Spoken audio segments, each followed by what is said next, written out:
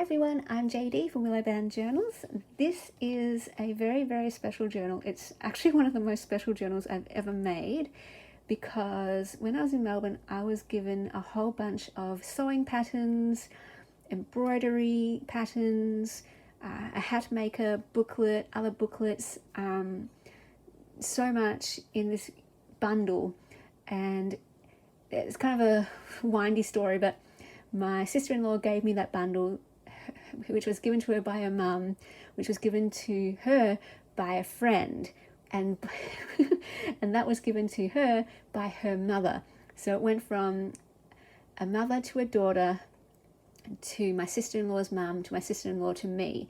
And the idea here was that they wanted me to make a journal out of that bundle of patterns and embroidery and everything for the daughter.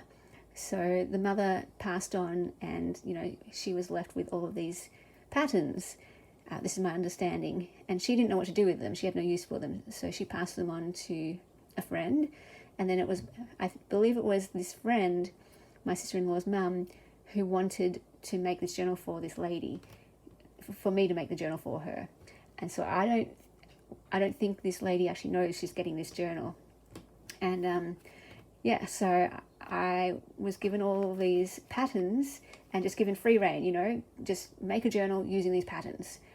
Because again, this lady doesn't know she's getting it, so it's not like a custom order that I'm used to having, where they tell me what size they want, they tell me what colors, what theme, they tell me what things they love and what's in there. This is the first time I kind of went in blind.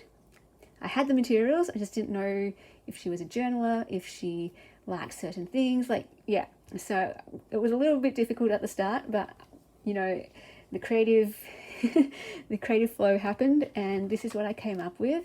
I did send photos. I made a whole bunch of different journal covers and sent photos of each of them, and my sister-in-law chose she chose this one. And so I just, they're very vintage, very old, so quite a lot of them had rips and tears and discoloration, which I think adds to the charm, and my sister-in-law agreed. So this is one of the more discolored ones, and we both just love that vintage look. And we've got this, I've got this beautiful fabric that I just sewed over the top just to add a little bit of texture and to cover up the creases, because it is quite old. So sometimes you don't need to do that, but I just felt like I needed to do that with these just to provide some stability and everything. Anyway, so I didn't want to make it too embellished, because again, I didn't know if it was a journaler or not, and if you've never seen a junk journal before, it can be super overwhelming, and you just put it in a box and don't look at it again, because you're like, what do I do with that? So hopefully this can be both a keepsake, heirloom to, remember her mum by, but also to use if she wants. So I did want to make it usable. So I combined, there were tons of patterns. I tried to combine as many different patterns and use a bit from every single one, in case there was a memory, like maybe her mum made her this skirt, maybe her mum made her this nightie or this dress or this jacket. So those memories could be brought back, possibly by looking at this. And then I made a whole bunch of tags and journal cards for this journal and the collection that I made with the other covers.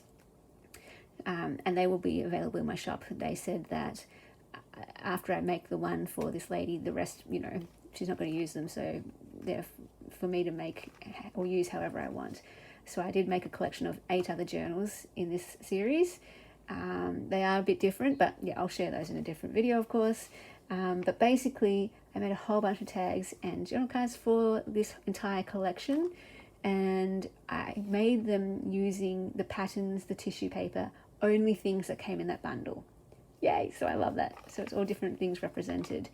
And I just put a whole bunch in here, mostly in pockets and mostly paper clipped, just so she could take them out if she wants.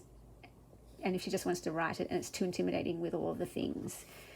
And so, yeah, I'll just take you through and hope that she likes it, and just hope that, it's a really special keepsake journal. And just different elements from different things. I try to include handwriting wherever I saw handwriting, in case that was from my mother, and like things like this, you know, maybe she did this herself, and that's, you know, she could chuck it out if she wants, but I've got it all in here if she wants it. A piece of this. This is one of the embroidery pieces, like a booklet, so I just, you know, used the cover for that. This was from a book in the bundle. And then I did use coffee dye pages throughout, just to give, you know, that junk journal variety. This is from that hat maker book. And yeah, just still the junk journal style, but the majority, all the feature things, all the ephemera comes from that bundle. Everything else is just blank pages to fill in for the writing space. And yeah, I coffee dyed paper specifically for this project.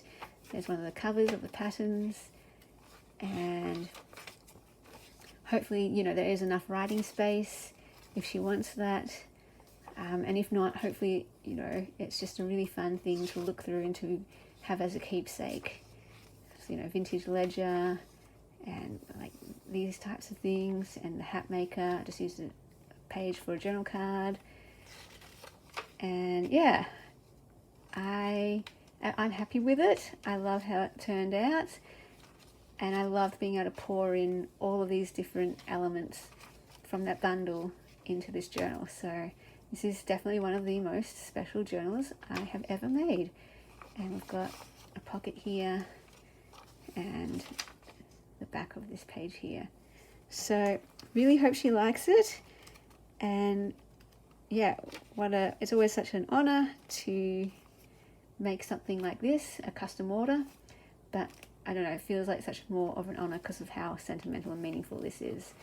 So that is the journal, and now that I've done a flip through, I can send this down, and yeah, I'll share the collection of 8 journals I made in the sewing theme later on, and then that will be the last of my sewing journals for the foreseeable future. Perhaps forever, but at least, you know, until the end of the year. What I'm doing is going through all my supplies, all the things I've hoarded, and this is the year I'm using them, clearing out my space, and then at the end of the year I'll assess if I still want to be making journals next year or not. But until then, no more replenishing supplies, just using what I have, getting rid of everything so that I can then start transitioning from journal making to bookmaking, and fill up all the space where the journal making stuff was with bookmaking supplies. So we'll see how we go, but I feel very satisfied with my last sewing collection, and what a way to go out with, you know, something so special. So because I did incorporate the leftover stuff that I have as well. So last year I went to the op shops, and anytime I went to the op shop I would get patterns. And so I still had a few patterns left, and pouches and tissue paper and things. So I did use a whole bunch of that too, and combined it all into a whole collection.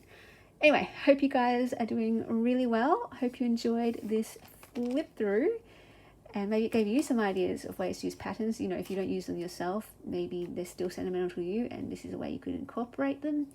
And yeah, hope you're doing really well. I'll see you in the next video. Bye, special guys. Thank you to my beautiful patrons who supported me in January. If you would like to become a patron in February, and the link is down below, and that is where you get access to extra videos, all my printables, all my digital kits in my Etsy. There are post tiers, mail tiers, and journal tiers as well. There is a Marco Polo tier and just lots of fun stuff over there. There is also a link to all of my available courses down below in the description box. You can join those anytime for all of my Patreon and courses. They're monthly subscriptions that work just like Netflix or Spotify, and you're charged on the date that you sign up, and you can cancel anytime.